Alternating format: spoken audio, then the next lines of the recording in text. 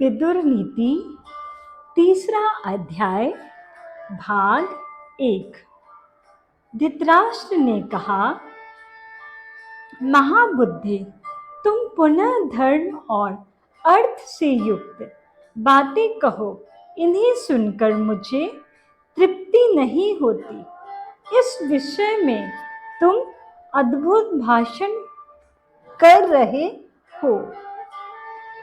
विदुर जी बोले, सब तीर्थों में स्नान और सब प्राणियों के साथ कोमलता का बर्ताव, ये दोनों एक समान हैं, अथवा कोमलता के बर्ताव का विशेष महत्व है। विभो, आप अपने पुत्र कौरव पांडव दोनों के साथ समान रूप से कोमलता का बर्ताव कीजिए। ऐसा करने से इस लोक में महान सुयश प्राप्त करके मरने के पश्चात आप स्वर्गलोक में जाएंगे। पुरुष श्रेष्ठ, इस लोक में जब तक मनुष्य की पावन कीर्ति का गान किया जाता है, तब तक वह स्वर्गलोक में प्रतिष्ठित होता है। इस विषय में उस प्राचीन इतिहास का उदाहरण दिया करते हैं, जिसमें केशिनी के लिए सुधन्वा के साथ विरोचन के विवाद का वर्णन है। राजन, एक समय की बात है, केशिनी नाम वाली एक अनुपम सुंदरी कन्या सर्वश्रेष्ठ पति को वरण करने की इच्छा से स्वयंवर सभा में उपस्थित हुई।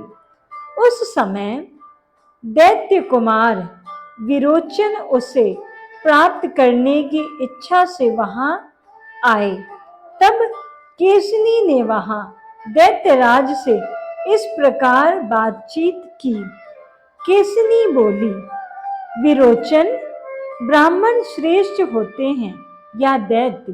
यदि ब्राह्मण श्रेष्ठ होते हैं तो सुधन्वा ब्राह्मण ही मेरी शैया पर क्यों ना बैठे, अर्थात मैं सुधन्वा से विवाह क्यों ना करूं?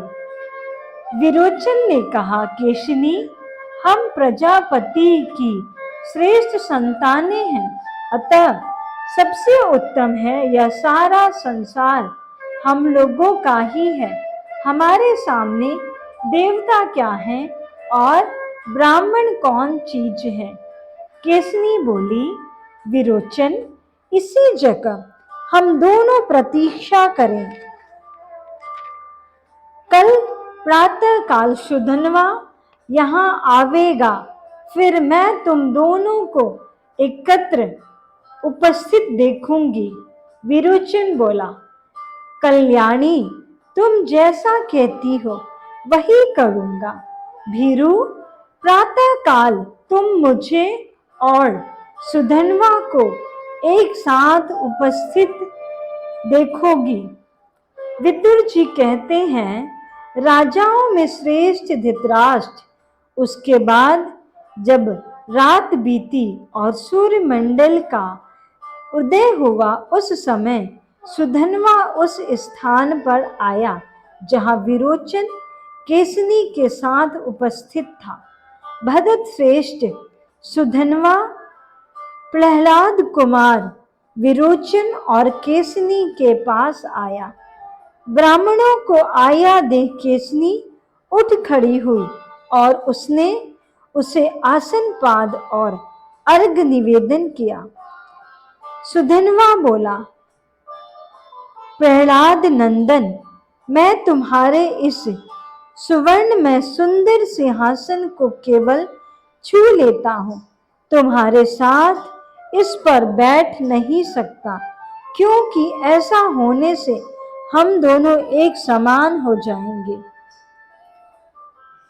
विरोचन ने कहा, सुधन्वा, तुम्हारे लिए तो पीढ़ा, चटाई या कुश का आसन उचित है।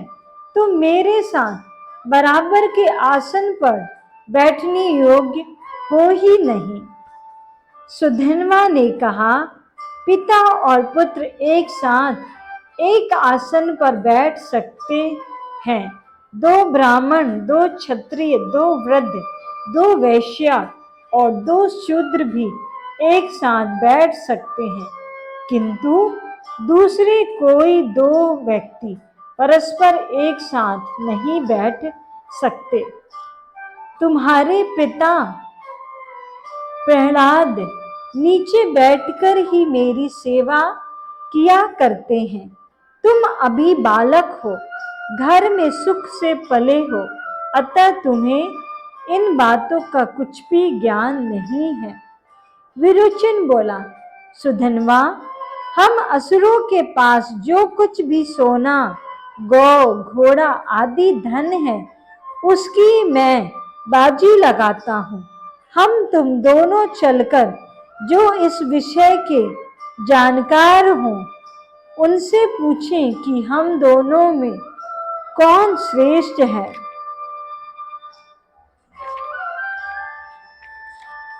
सुधन्वा बोला, विरोचन, सुवर्ण गाय और घोड़ा तुम्हारे ही पास रहें। हम दोनों प्राणों की बाजी लगाकर जो जानकार हो उनसे पूछें। विरोचन कहा, अच्छा, प्राणों की बाजी लगाने के पश्चात हम दोनों कहाँ चलेंगे? मैं न तो देवताओं के पास जा सकता हूँ और न कभी मनुष्यों से ही निर्णय करा सकता हूँ। सुधन्वा बोला, प्राणों की बाजी लग जाने पर हम दोनों तुम्हारे पिता के पास चलेंगे। मुझे विश्वास है कि प्रहलाद अपने बेटे के लिए भी झूठ नहीं बोल सकते हैं। विदुर जी कहते हैं, इस तरह बाजी लगाकर परस्पर क्रुद्ध हो विरोचन और सुधन्वा दोनों उस समय वहां गए जहां प्रहलाद जी थे। प्रहलाद ने मन ही मन कहा, जो कभी भी एक साथ नहीं चले थे, वे ही दोनों, ये सुधन्वा और विरोचन, आज सांप की तरह क्रुद्ध होकर एक ही राह से आते दिखाई देते हैं।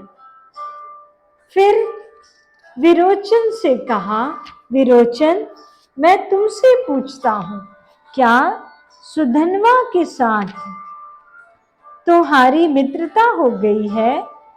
फिर कैसे एक साथ आ रहे हो? पहले तो तुम दोनों कभी एक साथ नहीं चलते थे। विरोचन बोला, पिताजी, सुधन्वा के साथ मेरी मित्रता नहीं हुई है। हम दोनों प्राणों की बाजी लगाए आ रहे हैं। मैं आपसे यथार्थ बात पूछता हूँ, मेरे प्रश्न का झूठा उत्तर ना दीजिएगा।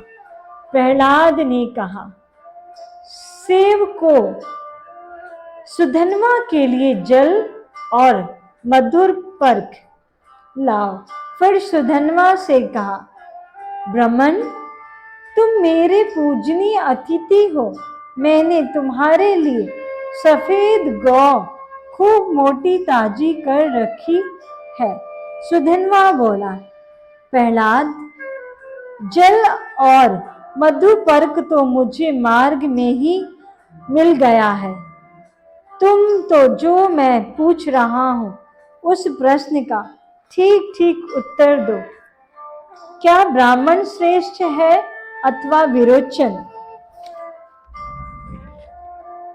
प्रहलाद बोले, ब्राह्मण मेरे एक ही पुत्र है और इधर तुम स्वयं उपस्थित हो।